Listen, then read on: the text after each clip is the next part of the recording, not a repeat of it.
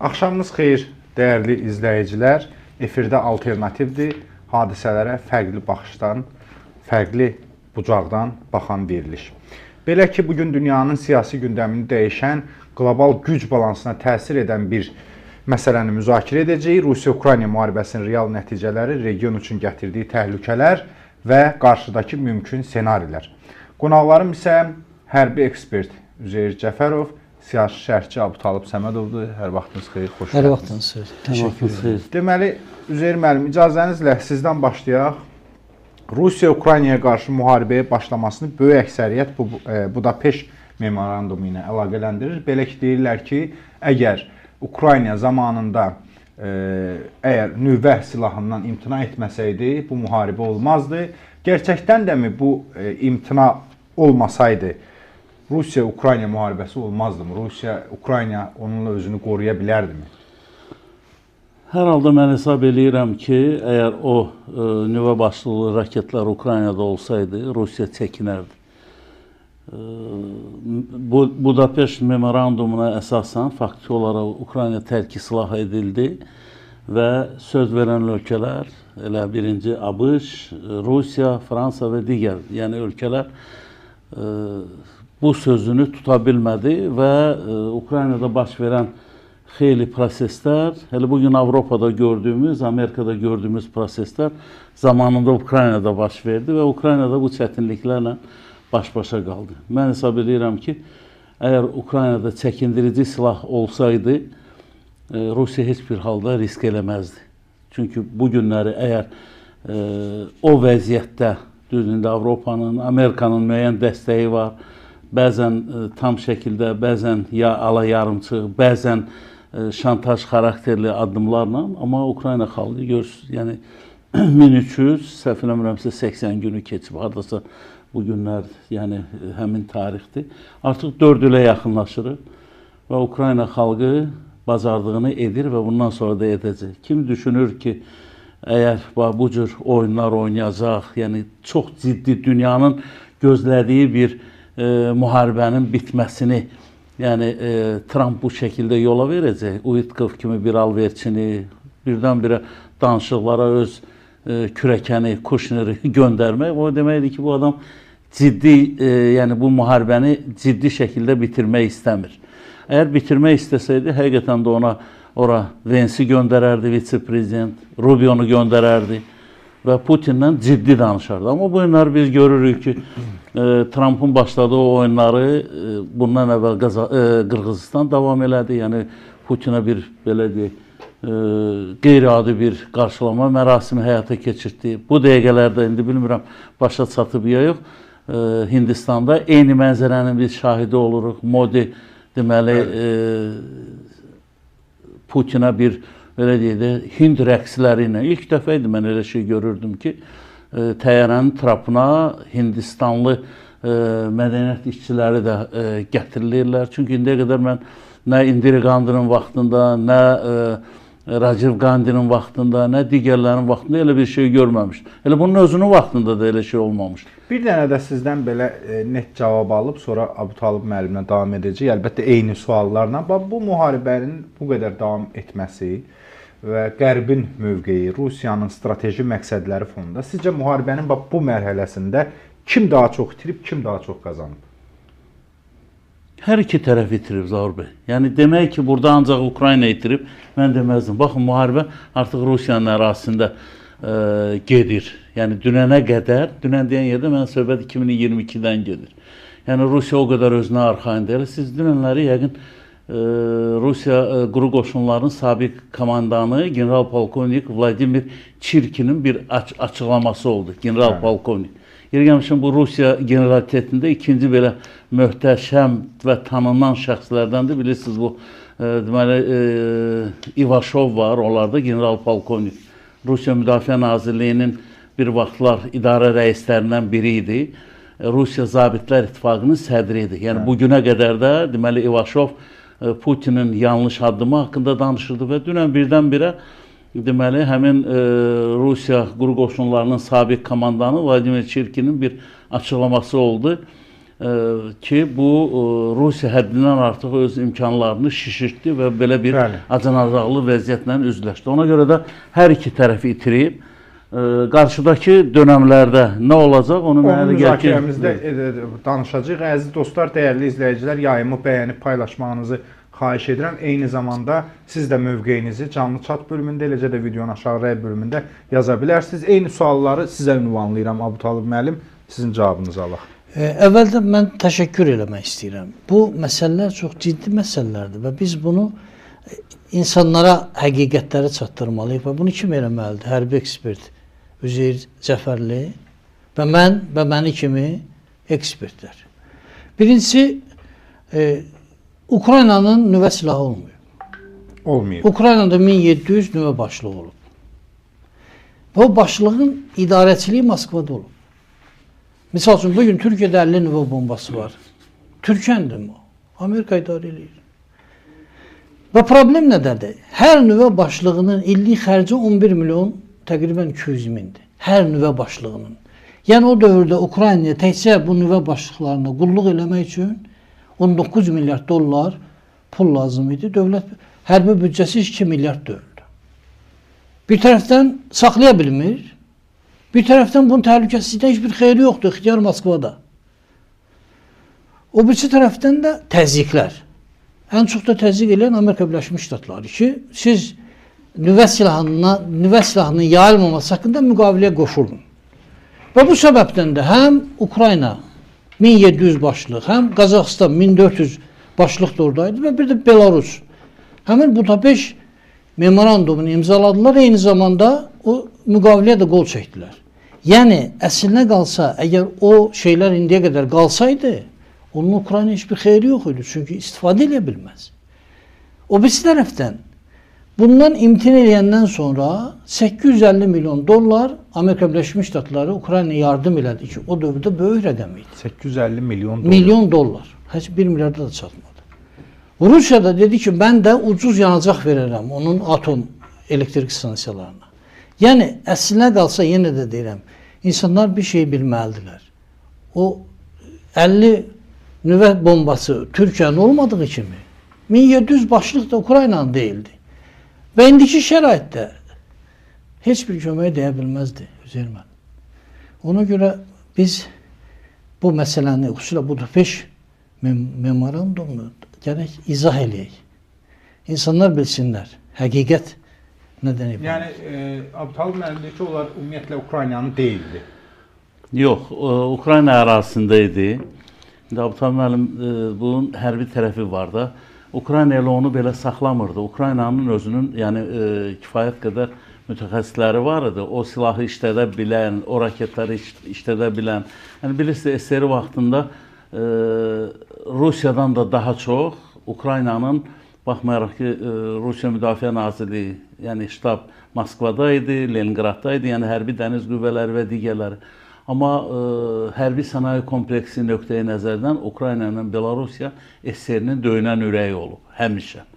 Baxmayaraq yenə də deyirəm ki, bizim yəni o vaxtı təsəvvür elədiyimiz, uzağa getməyək, özümüzü deyək. Yəni burada təsəvvür edin ki, 5 hərbi dairə Bakıya tabi idi. 5 hərbi dairə. Cənub istiqamətləri qoşunları qərargahı da indiki bizim Müdafiə Nazirliyinin yerləşdiyi ərazidə idi. Zaqafqaziya hərbi dairəsi, Şimali Qafqaz hərbi dairəsi, Türkistan hərbi dairəsi, Orta Asiya hərbi dairəsi, bir də qırmızı bayraqlı Xəzər donanması. 5 hərbi dairə Bakıdan idarə olunurdu. Ukraynanın da yəni o silahı işlətmə imkanları vardı Abdultalib müəllim. Yəni nə cür? Çox rahat şəkildə. Mərkəz orada. Özü bir şeydir. Mərkəz nədir ki orada? Yəni o nüvə silahından istifadə olunan o düymələri ki basırlar. Bu nüvə silahı deyil, nüvə başlığı raketlər. Nüvə silahıdır da. Yox, indi deyim də o raketlər Ukrayna ərazisindən ərazini orada partladı bilərdilər də. Özgə biz isə bir şey deyim. Ukrayna o dövrdə araşdırma aparıb. Həmin o idarə etməni yaratmaq üçün 18 ay vaxt tələb olunub. 18 ay. Ukraynalı mütəxəssislər bunu eləyə bilərmişlər. İndi də eləyirlər. İndi baxın görün, yəni qısa bir müddətə 3 ildir də 4-cü ildir. Özü artıq raket buraxır, özü artıq dronlar. O dövrdə də raket buraxırdı. Başlıq buraxa bilmirdi. Nüvə başlıqları Rusiyadaydı. Ancaq demək istədiyim nədir? Ancaq Zülbə, burada bir məsələ də var. O təzyiq birincisi çox ciddi idi. Baxın, Qazaxıstan imzaladı, ondan sonra uran çıxartmağa başladı. İndi dünyada ən çox uran istehsal edən, uran çıxardan dövlətdir. Hətta Fransa Qazaxıstandan uran. Təsəvvür edirsiniz, yaxud neft istehsalını gücləndirdi, ciddi müqavilələr bağladı. Əgər bu şeyə qol çəkməsəydilər və nüvə silahından istifadə eləməsəydilər, o dövrdə Ukrayna durumu da çox ağır idi. İmkan verməzdilər. Ancaq yenə də bütün anlarda kimsə çıxıb deyərdi ki, mən burada həmin raketlərin idarə etmə sistemini yaradıram və vermirəm, dünyada 3-cü nüvə dövləti oluram Amerikadan və Rusiyadan sonra, bu deyə bilərdi. Arkasında dura bilməzdilər. Ona görə mən hesab edirəm ki, onu imzalamaq məcburiyyətində idi. O dövr üçün rəhbərlik kim idi? Koçma idi də, səhv eləmirəm. Kravçuk. Kravçuk idi. Kravçuk deyir ki, biz məcbur idik, başqa çarəmiz yox. Yəni orada bilirsiniz necədir? Bu SSR-nin xəstəliyi artıq Ukraynaya da keçmişdi. Bu rüşvət, korrupsiya, bu generalitetdə yerləşdirmişlər Rus başları. Bilirsiniz, Ukraynada da yəni xeyli sayda Rus kökənli rəhbər işçilər vardı. Yer gəlmişəm, bugün Ukrayna ordusunun deməli komandanı, baş komandan Sırski Rusiya doğumludur, bilirsiniz də, yəni o Kostramadandır və deməli valideynləri də bugünləri Rusiya ərazisində yaşayır. Çox qəribə bir təzaddır. Düzdür, Putini Allahdan Gerasimovdan fərqli olaraq bu biraz belə ağıllı, savadlı, enerjili generaldır Sırski.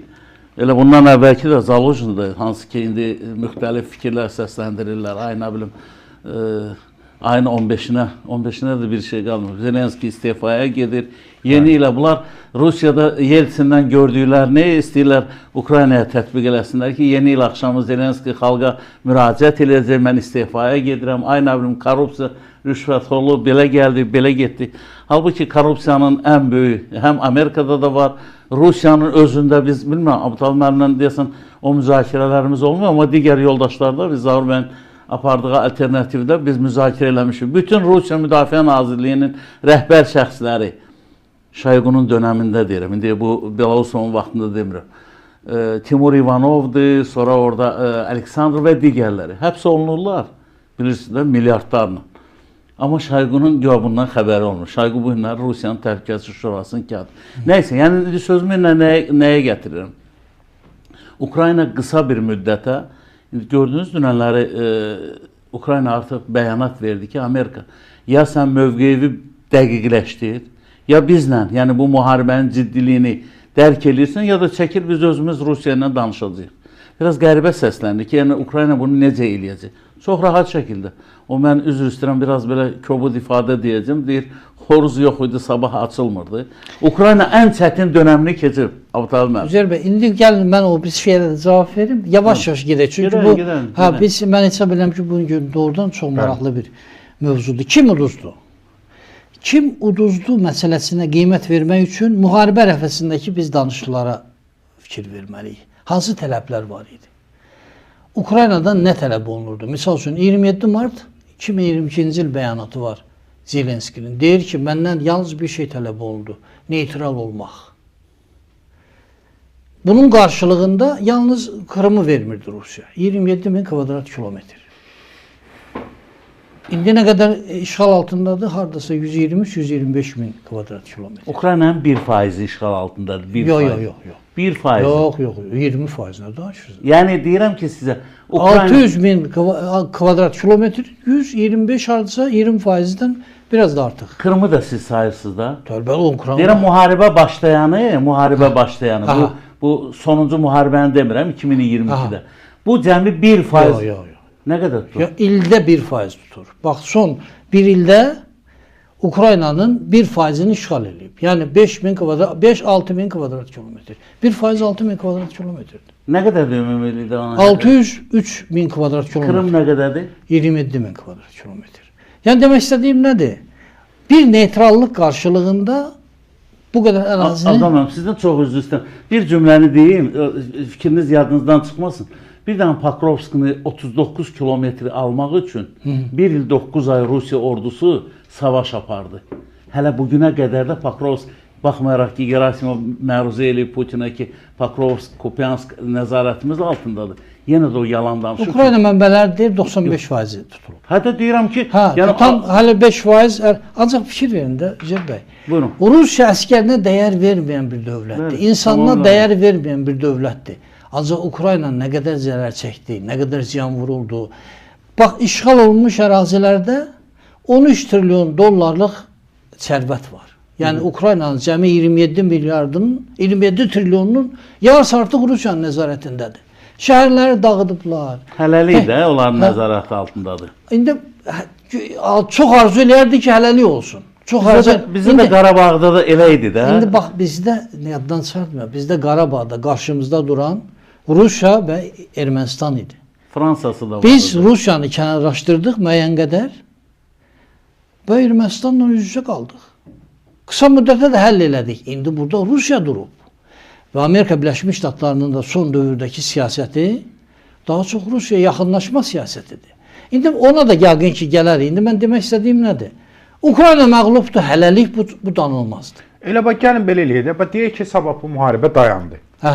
Tərəflərdən hansını qalib, hansını məğlub adlandırmalı? Heç bir bu müharibə son nöqtə qoyulana qədər burada qalib məğlubi söhbəti yoxdur Zaur bəy.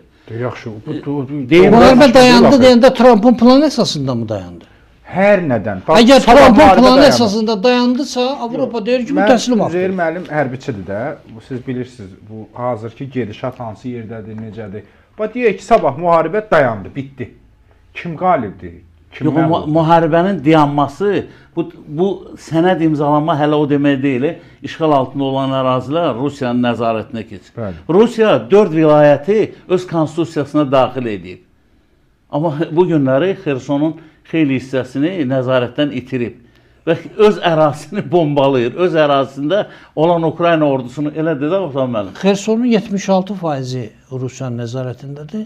Yerdə qalanlar- Zaporojyənin də 74%. Yaxşı, bu sülh ehtimalı real ssenari nə qədər yaxın və mümkündür?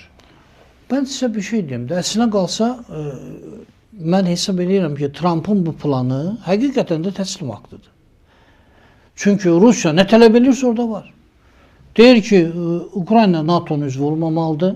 Hətta NATO-nun müqaviləsinə də deyir yazılmalıdır ki, Ukrayna qəbul olunmayacaq. Ağlasılmaz bir tələbdir. Eyni zamanda Ukrayna konstitusiyasında da bu qeyd olunmalıdır, neytrallıq. İkincisi ərazilər. İndi Donetskin 5000 kvadrat kilometr ərazisi işğal olunmuyor. Ukraynanın nəzarətindədir. Trump deyir ki, bu 5000 kvadrat kilometrdə verirsən, Rusiya, Luganskı da verirsən. Lugansk onsuz da bütünlüklə 99.9% Rusiya tutub. Yəni Lugansk, Donetsk verirsən, təhvili verirsən, güya burada Rusiya güzəşt eləyir. Zaporojye və Xersonu tam istəmir. Nə qədər ki deyir işğal eləmişəm, hardasa 75% orta hesab götürəndə. 25%-dən imtina eləyir ki, yerdə qalanını istəmirəm. Eyni zamanda Xarkovdan və Sumi vilayətindən tutduğu hardasa 4-5 min kvadrat kilometrdə Donetskdən dəyişir. Donetskdən dəyişir. Yəni bu ikinci tələbdir. Üçüncüsü əskərlərin sayı məsələsi, hərbiçilərin sayı məsələsi ki, burada deyir ki 600 min olmalıdır. Trumpın layihəsində 600 mindir. Avropa deyir 800 min olsun. İndi açığı demək lazımdır. Krım onun olsun. O heç ondan danışmağa de facto hamısını qəbul eləməlidir. Əvvəlcədən yəni reallaşdırılması mümkün olmayan tələblərdir. Üzər və fikir verin də burada. Deməli 600 mini də 800 mini də saxlamaq üçün böyük pul lazımdır. Bax mən sizə bir şey deyim. 2022-ci il, 2023, 2024 Amerika Birləşmiş Ştatları və Avropa hər il Ukraynaya 80 milyard dollar yardım eləyib. 80 milyard. Yarısı da hərbi yardım. Yalnız 2022-ci ildə Ukrayna böyük bir ərazini azad elədi. 78 min kvadrat kilometr. Yəni Azərbaycan boyda təqribən. 2023-cü il uğursuz oldu. 2024-də indi də 2025 Amerika çəkilib kənara. Mən deyir yardım eləmirəm. Heç nə vermir. Yalnız satıram deyir. İndi hədələyir ki, heç ola bilsin ki, onu da satmayayım.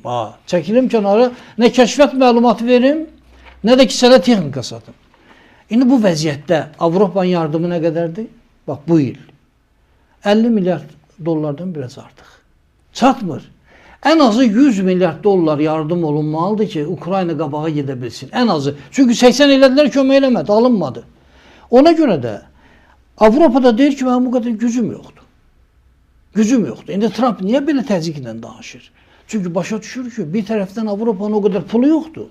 İkinci tərəfdən də burada silahlar məsələsi var. Misal üçün, hava hücumundan müdafiə sistemi yalnız Amerikadadır, Patriot. Onun raketləri yalnız Amerikadadır. Verməsə, Ukraynanın üstü açıq qalır. Sonra yaylım ateşi silahlar, bu HIMARSlar çox vacib şeydir və çox kömək elədi Ukrayna. Onu da verməsə. Ümumiyyətlə götürəndə, bax silahla bağlı deyim mən sizə. 55% özü istehsal edir Ukrayna. 55%. Yoxcu çoxdur.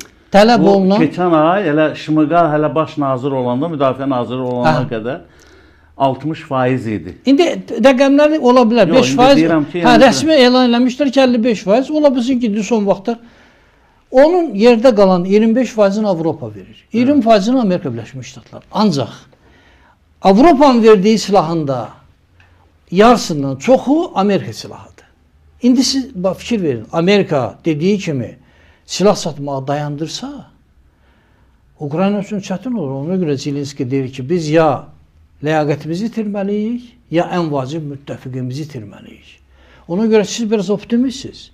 Amma mən sizə deyim ki, əgər Amerika Birləşmiş Ştatları çəkilsə, üstəlik onun əlində təzyiq alətləri də Mən var. fikrimi bilmək istəyirəm. Mən hesab edirəm Amerika nə qədər tez çəkilsə, Ukrayna bir o qədər Çək. uğur əldə eləyər. Onda çəkilsinlər də desin ki, istəmirəm çəkil. Artıq- Niyə yalvarırlar bu Ukrayna? Nəyə Bu yalvarır? Nə yalvarır? Trumpa niyə minnətçi düşürlər? Trump keçən ayın 24-nə son tarix qoymuşdu ki, Yox. yox öldü var döndü, yox 27-si 27-si. o şeydə, Hə. əvvəl 24 sonra da Hə. 27-si Hinduşkanın o belə də hoqqa çıxartdığı günə kimi vaxt qoymuşdu. Artıq dekabrın bu gün ayın 5-idir. Yox, sonra dedi ki, elə bir şey qoymuram. Bilirsiniz İmtina də, elədi. Trump- O Trump da qeyri-ciddi adam desinə qalsın. Bu Ölənlərin hamımız rəhmət. bilirik. Bütün Ancaq dünya artıq onu qeyri-ciddi Ancaq adam Üzeyir kimi bəy, qəbul ortada edir. rəqəmlər var.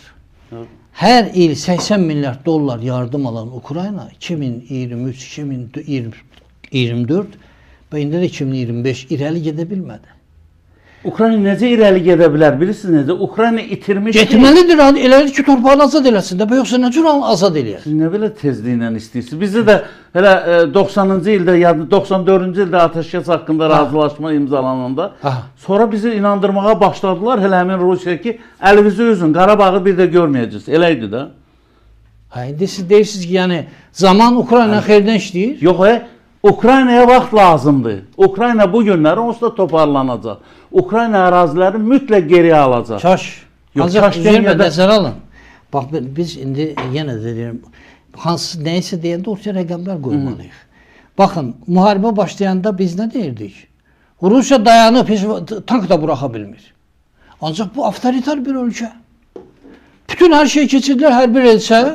3 Və- növbəli iş rejiminə Və keçib. təsəvvür Üç edin növbəli. ki, məcbur elədilər, hər yerdən pul, quldurluqla pul aldılar və bugün Rusiya hərbi sənayesi bəzi sahələrdə hətta bütün dünyanın istehsal elədiyindən artıq Buraxdığı istehsal. nədir? Abdal müəllim? Nə deyir onun? Gəlin kiçiltmə. Bax, nədir əgər Onun indiyə kimi onun o Hə. neydi o o qədər qeyri-ciddi təqdimatını həyata keçirirlər. İndi də ona Hindistanda multfilm göstərirdilər. Öz haqqında multfilm. Areşniki deyirsən. Areşnik idi, sonra Kinjal idi, Sarmat idi. Qardaşım, elə bir dənə raket buraxırlar, qışqırır ki, varımdır ha, özünüzü yığışdırın. İndi Burevestnik nə oldu Burevestnikin axırı? Poseidonun axırı nə oldu? Dayanın da, Üzeyir bəy, siz axı hərbi ekspertsiniz. Yox, mən Siz hamıya izah eləməlisiniz ki, Poseidon bu suda, dənizdə bilirəm, bu su altı kifayət qədər təhlükəli silahdır. onun Bax çəkinirlər də, ay ki, qərbi qorxudan nədir? Bax qərb niyə belə qorxa-qorxa hərəkət eləyir? Abdallah Yəni nə Burevestnik ki siz Hə. şeylə xəffif almayın. Çünki Burevestnik nədir ki nədir? onun? Uzun müddət havada qalmaq imkanı olan və atomla işləyən bir şeydir. Neçə saat? Saat yox, aylarla. Yo, Aylarla. Yox, Abdallah. Aylarla bu atom şeylə işləyir. Bu nüvə ilə işləyir. Özü Putin öz dili ilə dedi ki, Hə. 15 min deməli O yoxlamada oldu. O təlimdə, o Bəli, birinci bəli, dəfə dostlar. sınaqdan keçirdəndən sonra oldu. Ancaq bunun fərqi ondadır ki, bu aylarla havada qalmaq imkanı. Yox, elə bir şey Deyirsiniz yox. də, indi bu dəqiqələşdirirsiniz, baxarsınız. Mən Mən sizə sizə deyirəm. deyirəm ki, raketin aylarla havada qalmaq imkanı Elə yox. ona görə bu güvənir də bu Brevestikə. Yoxdur elə bir şey. Var. Bu birinci silahdır ki, bu nüvə enerjisindən işləyir. Ona Amerika dərhal dedi ki, bədbəxt, sən 15 saatından qürurlanırsan. Mənim atım sualtı qayıqlarından uçan. Sınaq 15. Yarım saata artıq Moskvada olacaq. Sınaq 15 saat oldu. Ancaq bu revestlikin, ola bilsin ki, Ruslar da yalan danışırlar. Ancaq rəsmi informasiya belə getdi ki... Abdolman, birinci dəfə deyişdirin, valla. Yox, baxarsınız. Baxarsınız, mən adətən dəqiq bilmədiyim şeylər demirəm. Mən də, yəni... Ona görə, yəni bu da... Gəlin verilişimizi başqa sualına davam edək. Yekunlaşdırım, yəni... Mən üzr istəyirəm müdaxilə edirəm, ona görə Abdal mənim fikirləri... Yox, yaxşı, bizim verilişimiz alternativdir. Yəni, əsas məsələ odur ki, etiraf eləməliyik. Rusiyadakı bu avtoritarizm imkan verdi ki, Putin hərbi sənayeni inkişaf elətdirsin və dayandılar. Heç vaxt dayanmamalıydılar. 2022-ci ildəki o qədər ərazi azad olunmuşdu. O proses davam elətdirə bilsəydilər və Qərb də yardımı göstərsəydi, üstəlik o hücumu dayandıran deyil Amerika Birləşmiş Ştatları. Aydındır, əlbəttə. Qoymadılar getməyi. Niyə? Nüvə təhlükəsi, nüvə şantaj elədi yenə Rusiya. Demək istədiyim odur ki, Üzeyir bəy, mən güman eləmirəm ki, zaman Ukraynaya işləyir. Çünki günü-gündən Ukrayna dəstək azalır. Bax, indi Trump çəkildi kənara, Amerika çəkildi, Amerikanın çəkilməyi böyük itkidir. Avropada da vəziyyət pisdir. Rusiyanın aktivlərini istəyirlər işə qoşsunlar. Bəli, 300 milyard... Belçikada icazə vermir. Deyir ki, icazə ver. Yox, Belçikadan daha çox Slovakiyanın baş naziri Fico... Yox, Belçikada 190 milyard Belçikada saxlanılır. Ondan istifadə eləmək istəyirlər. Demək istədiyim budur ki, siz güman edirsinizsə ki, zaman Ukraynaya işləyir. Mən çox təəssüf edirəm, ancaq hesab edirəm ki, zaman Rusiya işləyir və ona görə də atəşkəsdən qaçırlar. Ona görə sülh danışıqları görüntüsü yaradırlar. Ancaq göz qabağındadır ki, Putin sülh istəmir. Sülh istəmir. Vaxt qazanıb addım-addım irəli gedir. Avantüristdir. Mən sizə bayaqlar generaldan dedim ki, general deyir ki, bunlar öz imkanlarını həddindən artıq şişirtdilər. Bunlar bir dənə Prigojin Moskvaya səfər eləyəndə xatırlayırsınız. Yarısı Türkiyədə idi. Bakıya qaçanda var idi. Hamısı da qaçmışdılar Leningrada, yəni Sankt Peterburqa. Bu günləri Rusiyanın o blef hərəkətləri artıq heç kimi təəccübləndirmir. Yəni, indiyə qədər 50 dəfə o Medvedev deyib ki, belə vurarıq, elə dağıdarıq. Necə oldu ki, bəs deməli, bu Tomagavkalardan əvvəl elə Haymarslarla... Niyə vermədi Tomagavka? Niyə vermədi? Niyə qorxdu? Bilirəm, qorxur. Amerikada qorxur, Avropada qorxur. Bunların bürokratik addımları Rusiyanın belə hərəkətlərinə şərait yaratdı. Bidenin dövründə, dəyərli Zaur bəy, yəqin hörmətli tamaşaçılar da, Abdal mənim də xatırlayır. Putin demək olar ki, heç yerə çıxmırdı. Elə səhərdən axşama qədər bunkerdədir danışırlar. Trump ki gəldi, Trump bunun əlin qolunu açdı faktiki olaraq. O başladı Orta Asiya respublikalarına getmək, Çinə getmək. İndi baxın, biz burada Çin faktorunu biraz arxa plana keçirir. Əslinə qalsa, bu günləri Rusiyanın arxasında dayanan birinci güc Çinin davranışlarıdır. Çinin bu məsələdə ona, belə deyək də, layal yanaşmasıdır. Və dəstək də verir. Örtülü şəkildə dəstək. Mən istəyirəm bir məsələyə toxunaq. Bu müharibə başlayanda, biraz gəlin, həm də liderləri müzakirə eləyək sizinlə. Əziz dostlar, dəyərli izləyicilər, siz də öz mövqeyinizi yazmağı unutmayın və xahiş edirəm ki, bizim səs vermədə də iştirak edəsiniz ki, kimin fikirləri ilə razısınız? Üzeyir müəllimin, yoxsa Abutalib müəllimin fikirlərinə razısınız? O canlı chat bölümündədir həmin o səs vermə. Və əziz dostlar, siz də öz mövqeyinizi, fikrinizi yazın burada səslənən suallara haqqında. Deməli, müharibə başlayanda Zelenskinin bir imici var idi, Üzeyir müəllim. Avropada onu qarşılayırdılar, ayaq üstəli çalırdılar və s. və ilaxır. Eləcə də Putinin bir imici var idi, hətta onu faşist, Hitlerə bənzədən rəsmlərlə Avropada təqdim edirdilər və s. və ilaxır. Mən istəyərdim ki, buradan davam edək ki, hazırda siz Zelenskini və Putini müharibənin bu günlərində necə xarakterizə edirsiniz, necə görürsünüz? Bax, bu iki lideri. Bu da Abdal müəllim başlasın, sonra mən davam edeyim. Buyurun Abdal müəllim. Putin cinayətkardır, bu danılmazdır. Dünyanı məhv olmaq həddinə gətirib çıxartdı və törətdiyi vəhşiliklər də göz qabağındadır. Və biz Ukrayna yanında olmuşuq və yanındayıq, olmalıyıq daxıra qədər. Çünki bu Azərbaycanın maraqlarıdır. Ancaq mən hesab edirəm ki, Zelenski, ondan əvvəl Poroshenko, ondan əvvəl Yushchenko Ukraynanı çox böyük fəlakətin içinə saldılar. Və baxın, 94-cü ildə Budapeşt memorandumunu Qazaxıstan da imzaladı, Ukraynada da imzaladı. Qazaxıstanda ağıllı rəhbər oldu, ağıllı siyasət yeritdi, Qazaxıstan indi nə vəziyyətdədir? Ancaq Ukraynada həmin o rəhbərlər tələsik NATO-ya girmək. Biz keçmişdən danışmayaq. Mən yox, konkret bunlar Zelenskinin elə söhbət ondan gedir ki, Zelenski də o xətti davam elətdirdi. Baxın, mən dedim, müharibə ərəfəsində çox əlverişli təklif idi. Rusiya qorxurdu NATO-dan. Makronu qəbul eləyəndə Kremldə 8 fevralda dedi ki, bizim NATO'ya gücümüz çatmaz. İndi Avropa nədələyir. Niyə? Çünki Amerika çəkilib kənara. Ancaq o dövrdə əgər o neytrallıq məsələsi qəbul olunsaydı, vaxt qazanmaq olardı. Hətta Rusiya öhdəlik götürürdü ki, Donetskin və Luganskin hardasa 1/3 ki, onun nəzarətində idi, oradan çıxırdı. Yalnız Krımı vermirəm deyirdi. Yalnız Krımı. Mən hesab edirəm ki, orada misal üçün düzdür 27 martda sonra dedi ki, mən səhv eləmişəm, indi razıyam. Dedi. Və sonra İstanbul razılaşmasının mətnini də Zelenski təqdim elədi. Və sonra o da imtina elədi. Demək istədiyim nədir? Bax, hər şeyi qoyuram kənara. Elə Amerika Birləşmiş Ştatlarında Washington səfəri oldu 1-ci fevral ayında. Sən əvvəlcədən dedilər ki, rəsmi geyimdən gəl. Bu Mayka ilə niyə gedirsən? Yox, kim demişdi? Bir də demişdilər. Əvvəlcədən bütün Ukrayna nümayəndə heyəti rəsmi geyimdəydi. Və bir dəqiqə üzərimə fikir verin, imkan verin. Mən sizə deyirimsə, bu mətbuatda gedən informasiyalardır. Əvvəlcədən xəbərdarlıq olunmuşdu ki, rəsmi geyimdə gəlin. Və hamı rəsmi geyinmişdi, bir də Zelenskidən başqa. İndi bir şey... Bir dəqiqə daha siz imkan vermirsiniz. Yox, polemika kimi olması gözəldir. Ancaq yox, mən də nəsə deməliyəm. Maykada niyə gəlirsən? Trump elə qapıda ələ saldı ki, yaxşı formum var. Sonra da ki, sən Trumpla niyə mübahisə edirsən? Almaniyanın lideri gedir, əvvəlcədən hazırlaşır ki, mən Trumpı nə cür tərifləyərəm. Yox, siz bu Trumpı niyə şişirdiniz bu qədər? Bir dəqiqə, Üzeyir bəy, bir dəqiqə.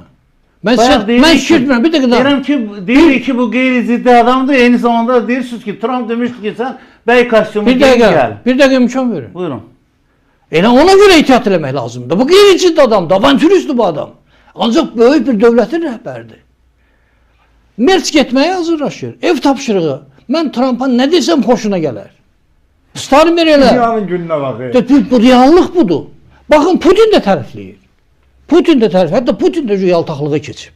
Demək istədiyim odur ki, orada o mübahisə, əli qoynunda danışmaq. Problem nə idi? Deyir ki, Trumpa deyir ki, sən ateşkəsə getmə. Putinə inanma deyir. 25 dəfə mən anladım. Yalan dedi. Bir dəqiqə imkan verək. 25 dəfə mən anladım, ateşkəsə getmə. Əksinə, sən Trumpın mövqeyində dur, ateşkəsindən qaçan kimdir? Putin. Putin qaçır ateşkəsdən. Sən Trumpın yanında dur. Onu Putinə qarşı qaldır da. Sən Trumpa niyə hücum edirsən? Sən bilirsən ki, bunu biraz qızışdırdın. Ağzına nə gəldi, danışacaq, sən də qovulacaq buradan. Yəni, demək istədiyim budur ki, nə üçün gəlmişdi? Minerallarla bağlı müqavilə imzalamaq. İmzalamadı. Sonra daha əlverişsiz şərtlərlə imzalamaq məcburiyyətində qaldı. Və ikinci səfərdə kostyum geyindi getdi. Bunu vaxtında eləyəydin də. O heç vaxt kostyum geyindi. Geyindi, pencə ilə gəzir. Qoy bir şey. Gör, göz qabağındadır da. Mən sizdən xahiş edirəm. Pencə ilə gəzmir. Siz indi qalstukda pencək geyinirmi? Pencək geyinir. Əvvəl geyinmir axı. Bu adam müharibənin ilk günlərindən deyib ki, müharibə bitənə qədər mən saqqalımı da qırxmayacağam və mən rəsmi qiyafə geyinməyəcəm. Bunu Putin də bilir, bunu Trump da bilir, onun komandası... Deməməlidir də. Niyə ki? Sən xarici köməkdən asılısan. Qardaşım, müharibə aparan bir ölkə yox. Biz üzr istəyirəm, fransız duxu vurub getməlidir. Sən xarici köməkdən asılısansa, o kömək eləyəcək adamların xoşuna gələn hərəkətlər eləmək... Onlar insanlardır, onlar Trump kimi hər şeyi pulla ölçən deyirlər. Beynəlxalq siyasətdə ləyaqət işləyirmi? O nə deməkdir? Beynəlxalq bu siyasətdə kimin gücü var, kimin imkanı var, o deyəndə olur. Deməli, yaltaqlanmalıyıq. Elə deyilmi?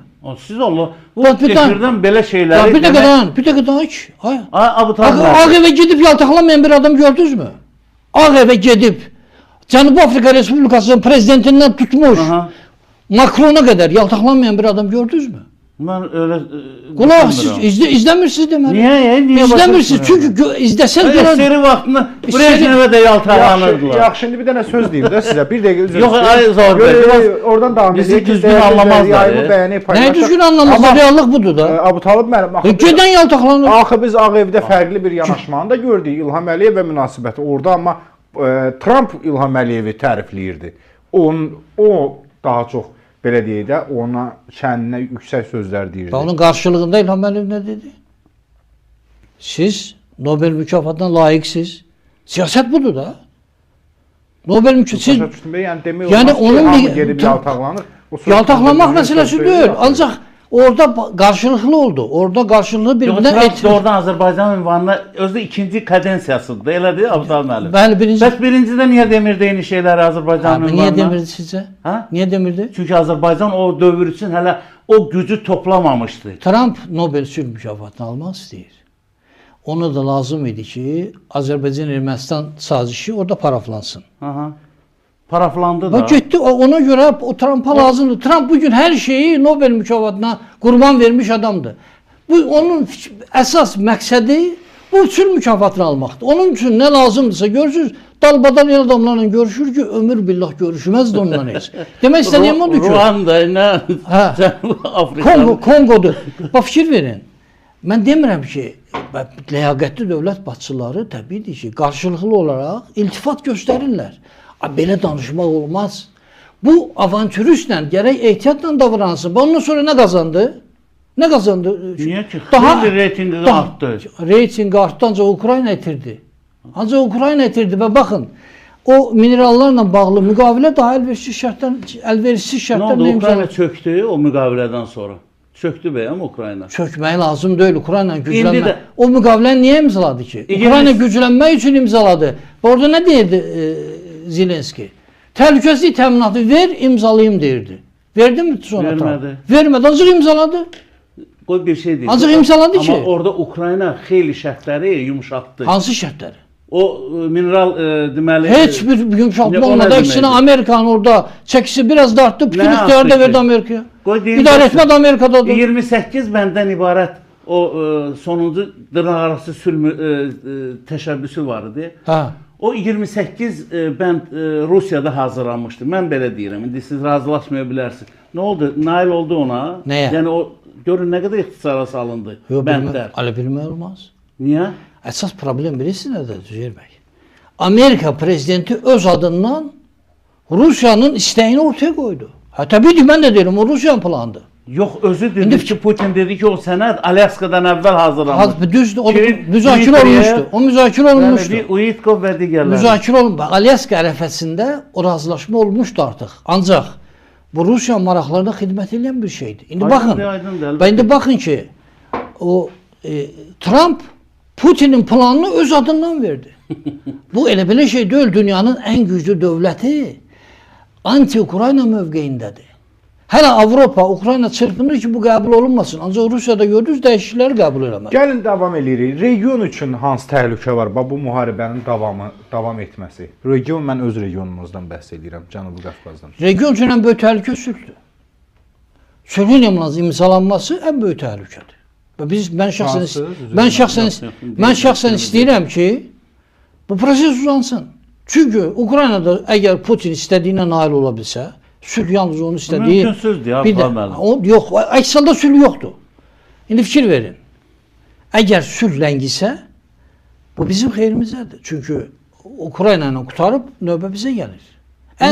Bu niyə belə dəbə düşmüş sözdür ki, Ukraynadan sonra Azərbaycan... Siz mənə imkan vermirsiniz. Yox, biz danışırıq. Yox, biz danışırıq. Ancaq mən sözüm, 2 dənə cümləmi dalbadal deyim, imkan verin.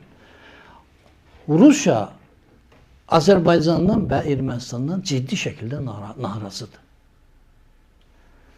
Və Ukraynada istədiyinə nail ola bilsə, o sülh imzalansa, Azərbaycana qarşı ən azından parlament seçkilərində indi Rus-pərəst qüvvələrin ki, qalib gəlmə şansı yaranıb müəyyən qədər Ermənistanda. 90-cı illərdə olduğu kimi, yəni alət kimi onlardan istifadə edib təzədən Qarabağ məsələsini qaldıra bilər. BMT Təhlükəsizlik Şurasının üzvüdür, orada qaldıra bilər. Yəni Rusiyanın Azərbaycana qarşı eləyə biləcəyi o pisliklər var. Və mən də istəyirəm ki, o müharibədə hələ biraz başı qarışsın. Bir müddət bu davam eləsin bu proses. Ən azından 1-2 il geçsin ki, Oy maşallah. ən azından 1-2 il geçsin ki, yox, mən yenə sizə deyirəm. Baxın, Bəs bu 1-2 ildə bu qədər insan ölümləri, bu qədər faciələr. mən öz dövlətimin marağını düşünürəm. Öz dövlətinin marağında Zelenski düşünməli idi ki, nə qədər insan ölə bilər, nə qədər şəhərlər dağıla bilər. Adam o nəyi düzgün eləmədi ki? Mən sizə deyirəm, neytrallıq tələbini qəbul eləsəydi müharibə başlamırdı. Niyə neytral? Başa düşün. Mən öz evimin ağasıyam. Çünki gücü yox idi. İndi görürsünüz 125 min kvadrat kilometr ərazisi işğal olunub. 125 min. Adamlar biz Sərvətlərini itirmişdik də. Hə? Bizim əvəzimizdə qərar verirdi Rusiya. Bizdə Kəlbəcəri. Bizdə vəziyyət. Niyə başa düşmürəm? Bu da başa düşülməyəcək nə var? Bizim qarşımızda Ermənistan idi. Ermənistan idi. Rusiya onun vasitəsilə. Biz Rusiyanı çəkdik kənara, Ermənistanı da haqq hesabı çəkdik. Ancaq Ukraynanın qarşısında Rusiyadır. Bu asan məsələ deyil. Siz Aydın icazə verin Üzeyir müəllim fikirlərini desin, buyurun. Mən yox, siz Trumpa deyin ki, sən Rusiya niyə bu qədər böyüdürsən? Hamı deyir də, siz də deyirsiniz, mən də deyirəm. Mən Buradakı yenə sizə səfirliyə deyirəm, yazır. siz Trumpa deyin, Avropaya deyin ki, niyə bu qədər qorxursunuz? Çünki gücü var. Rusun gücü var. Əlbəttə ki, gücü var. Və niyə bu müharibəni qələbə ilə bitirmir bu? Neçə dövlət yardım edir Ukraynaya? O dövlətlərin yardımın nə dəxli var bura? Döyüşən Ukrayna əskəridir. Əskəridir, ancaq o yardımlar, o silahlar çox ciddi şeydir.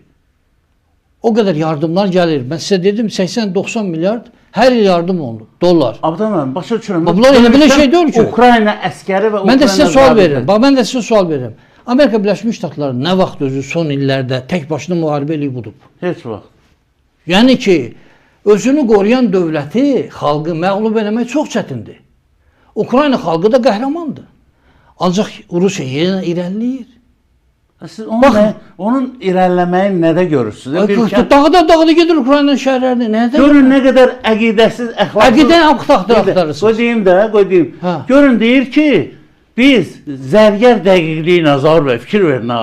Zərgər dəqiqliyi ilə o deməli cərrah belə deyək də nə deyirlər o kəsici şeylə, skalpeldə belə deyim. Onunla biz işləyirik. Gör nə qədər insan əxlaqsız İnsan olar. da öyle. Təsəvvür edin ki, viran qoyub Ukraynanın şəhər və kəndlərini. Deyir biz zərgər dəqiqliyi ilə deməli. Zelenski imkan verməməli idi ki, Ukrayna şəhərləri viran olsun. Qarşısındakı insanın nə qədər vəhşi olduğunu, qarşısındakı dövlətin nə qədər vəhşi olduğunu görməli idi. Gücünü müqayisə eləməli idi. Qərbin imkanlarını bilməli idi. Qərb kimdir? Maraqlı bir sual verəcəm, Üzeyir müəllim sizə verim. Deyək ki, Zelenski imkan vermədi, razılaşdı, neytrallığı da qəbul elədi. Rusiya dayanacaqdır mı? Əlbəttə ki, yox. Ha ki bu, bilirsiniz, Akula kimi hara baxırsan bunun barmağı görünür. Gürcüstan ərazisi Rusiya barmağı, Moldova ərazisi Rusiya barmağı, Ermənistanda Rusiya barmağı, Azərbaycanda biz bunları rədd edib getdik. Kökündən kəsdi. Qazaxstanda Rusiya barmağı, Orta Asiyada, mən o günləri yenə də deyirəm, mən şəxsən özüm üçün böyük təhqir sayıram. Onda deməli, bax bu nəticəyə gəlirik ki, Abdullah müəllim, əgər Zelenski hətta neytrallığını qorusaydı belə, yenə də Rusiya istədiyini eləyəcək. Vaxt qazanardı. Qərblə daha açıq danışardı. Daha yaxşı silahlana bilərdi. Ukrayna hazır değildi. Müharibə başlayan günün səhərsi Macronun çap elədiyi var. Zelenski onunla sən gelib nə danışıb, nə cür başını itiribmiş. Yəni gözləmirdi ki, Rusiya hücuma keçər. Demək istədiyim odur ki, Ukrayna vaxt qazanmalıydı. Həmin müddətdə Rusiya sakit oturacaqdı. Sənə imzalayırlar ki, neytral qalırdı. O imzaladığı öz imzasına hörmət eləməyən Eləməyən aydın məsələdir. Budapest memorandumu da var idi da. Zavabə, dünənə qədər bu adam qışqırırdı ki, bizim Ukrayna ilə bağlı heç bir fikrimiz yoxdur. Hətta NATO'ya girmək haqqında danışırdı bu adam. Putin. Xatırlayırsınız da? Qəbul eləmədilər də. Bilirəm, yəni xatırlayırsınız da, yəni müraciət eləmişdi. Bu adam bilirsiniz necədir? Deyir, su axar öz deyir də, bunlar bir-birini yaxşı tapıblar. İkisi də qeyri-ciddi siyasət sərgilir. Mən sadəcə bayaqdan Abdullah müəllimin o sözü biraz şey eləyib ki, bunlar güclüdür deyə hamı bunlardan qorxmalı. Belədir və dünya elədir. Azərbaycan prezidenti nə dedi? Beynəlxalq hüquq yoxdur, hər şey güc həll eləyir. Yəni təzə şeydir mi bu? Hər şey güc həll eləyir. Və bugün də dünyanın ki... Bu boydan Rusiya nə əcəb güclə həll eləyib tutara bilmir? 125, bunu tutmaq istədiyi nə qədərdir? 135 min kvadrat kilometr. Onu tutmaq üçün neçə il lazım? 10 kvadrat kilometr qalıb. 10.000 kvadrat kilometr. 125'ini tutub artıq. Bu öz konstitusiyasına nəyə salıb? 4 vilayət və Kırım. Artıq Kırımı, Luganskı tutub. Aha. Donetskin cəmi 5.000 kvadrat kilometr qalıb. O birisilərin də hardasa üstə gəlsin bir 10.000. Siz yəqin ki, Ukrayna Silahlı Qüvvələrinin Donetsklə bağlı bəyanatını eşitdiniz. Bəyanat vermək olar. Vur çıxart görüm çıxarda bilirsənmi? Gücü çatmır. Söhbət bundan gedir. Hətta bizə əmr verilsə belə biz oranı tərk eləməyəcəyik. Pakrovski deyirdilər ki, verməliyik. 95%'ini tutub artıq. Özü nə qədər? Nə dəxli var o 5 ilə tutsunlar. Qırılır Rus əskəri. Putinin vecinədir. Nəticəyə baxmaq. Nəticə budur ki, Pakrovski kimi. Nəticə artıq yetişir. Kupianski tutdular. Təsəvvür edin ki, bu ilə Rusiyanın iri neft emalı zavodları, iri şəhərləri artıq raket zərbələrinə, dron zərbələrinə məruz qalır. Deməli, Krasnodar, qulağımızın Dağıstan. Dünənləri Kadyrov selfie çəkir, deməli Putinlə. Bugün nə bildiniz də Çeçenistanı vurdular. Çeçenistanı özdə... Onu vecinə deyil. Dağıtsınlar, ölən dinc insanlardır. Putinin vecinədirmi? Putin normal dövlət rəhbəri olsaydı, təbii ki, düşünərdi ki, təcili sülhə gedim. Ancaq onun üçün əhəmiyyəti yoxdur onun üçün. O birisi nə deyir? 2022-ci ilin iyununda sahibkarlarla görüşür. Deyir ki, Pyotr Rus dövlətini, Rus ərazilərini toparladı.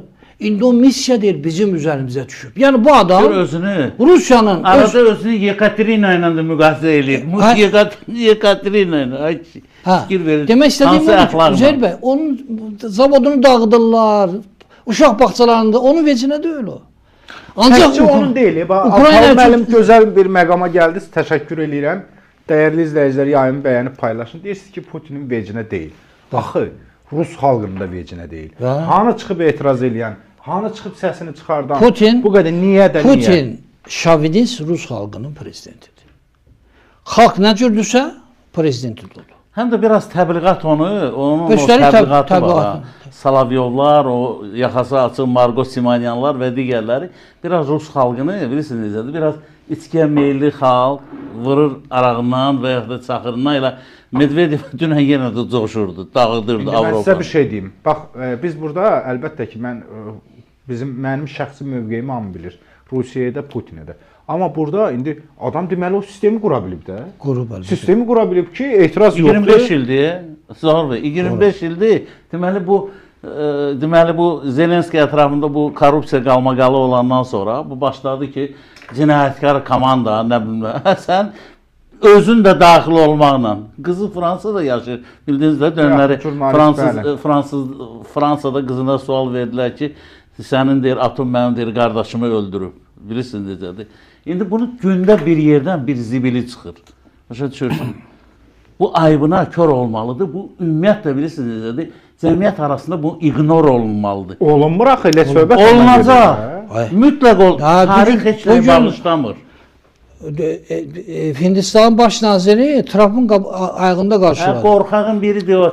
Yaxşı, indi bax. Narendra Modi bilirsiniz necədir. Fikir verin. Azərbaycana qarşı göstərək. Və fikir verin. Azərbaycana qarşı sizə münasibəti.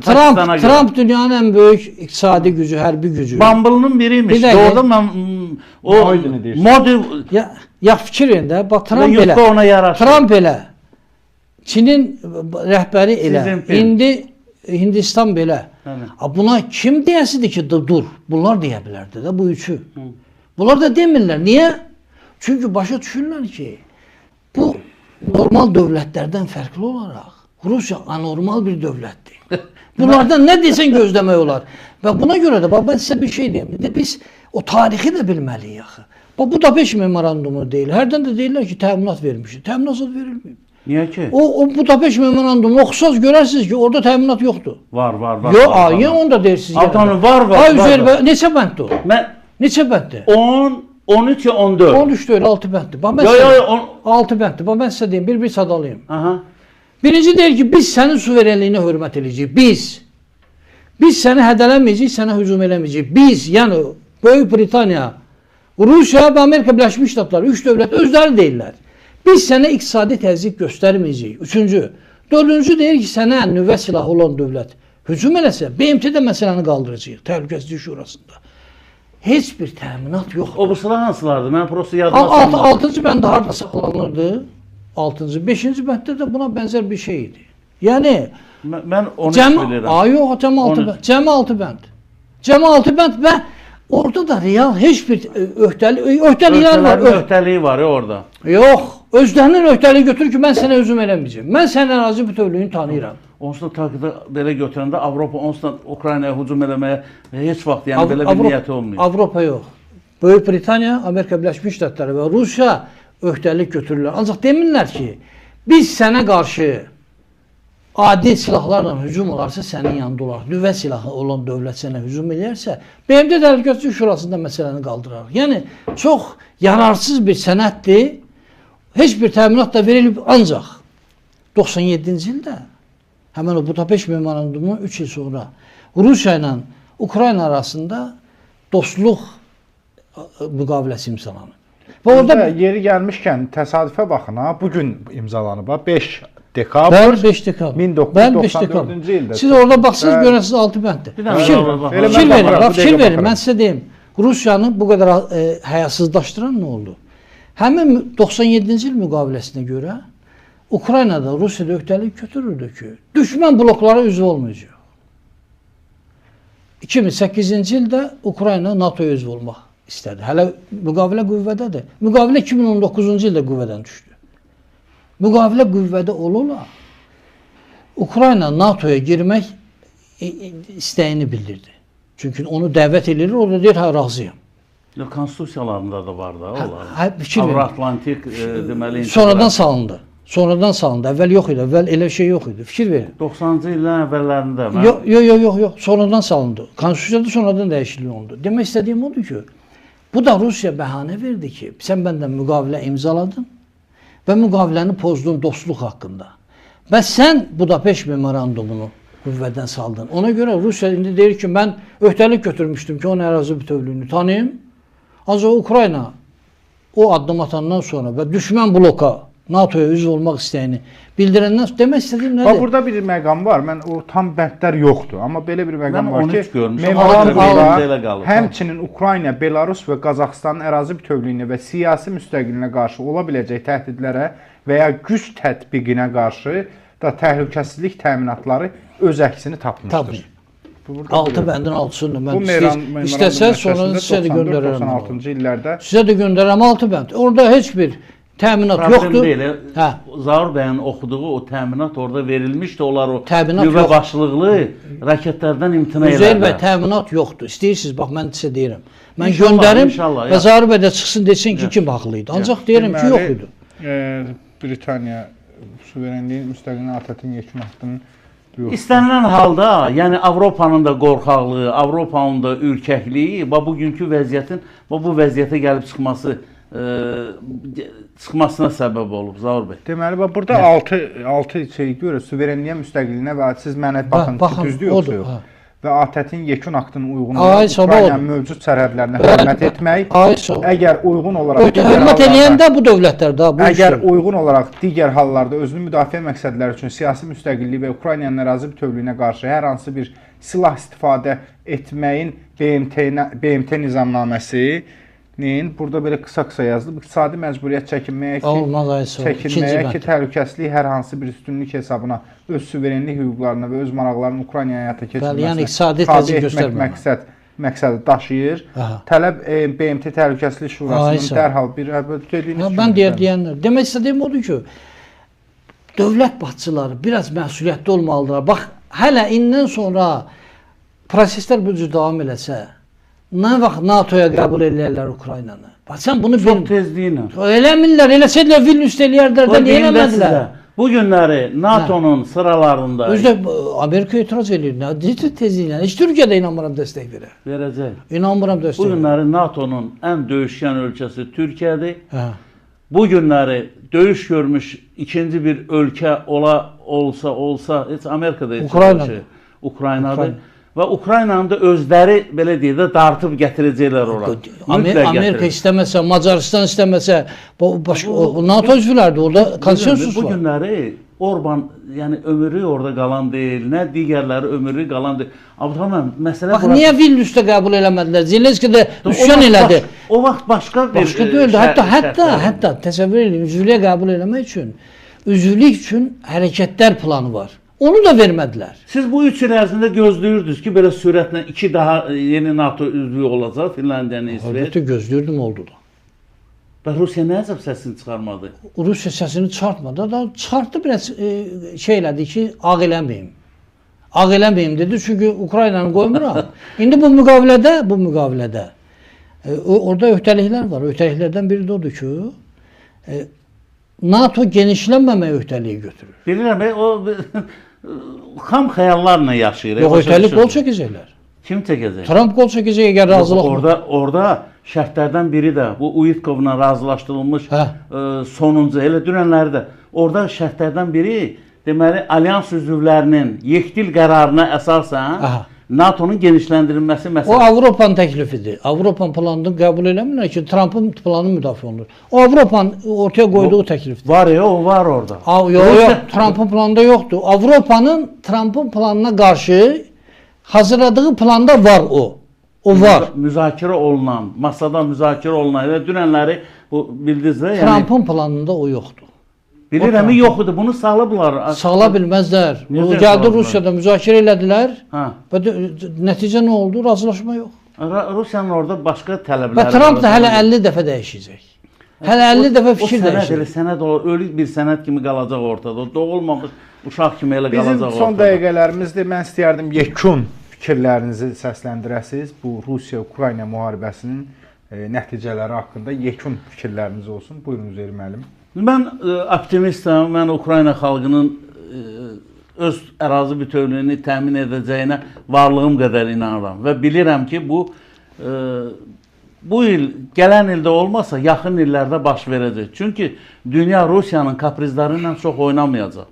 Ay, bunun nüvə silahı var. Mən demişəm hətta, yəni Rusiyanı BMT Təhlükəsizlik Şurasının daimi üzvlüyündən də uzaqlaşdıracaqlar. Deyirlər, bunun mexanizmi yoxdur. Başa düşmürəm. Daxil olmaq mexanizmi var, çıxarmaq mexanizmi yoxdur.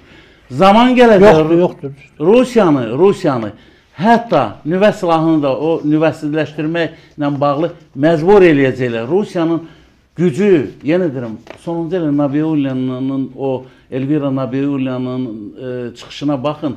Orada sanki bu adam qışqırır ki, bu müharibə biraz da davam eləsə, biz ümumiyyətlə yəni default olacaq. Ona görə Rusiyanın vəziyyəti çox ağırdır. Kim fikirləşir ki, böyük dövlətlə get öz ölkəvi, necə deyirlər, qur yarat da, sən nə istəyirsən? Ona görə mən Ukrayna xalqı ilə həmrəyirəm və hesab edirəm ki, Ukrayna xalqının haqq işi sonda qələbə ilə nəticələnəcək. Çox sağ olun Üzeyir müəllim. Buyurun Abdal Bu müəllim. Ukrayna müharibəsi bizə nə öyrəndi? Birincisi, Rusiya etibar eləmək, Rusiyanı normal dövlət saymaq olmaz. Və hər bir dövlət özünü ondan qorumağın yollarını barədə düşünməlidir. Fərdi yaxud kollektiv.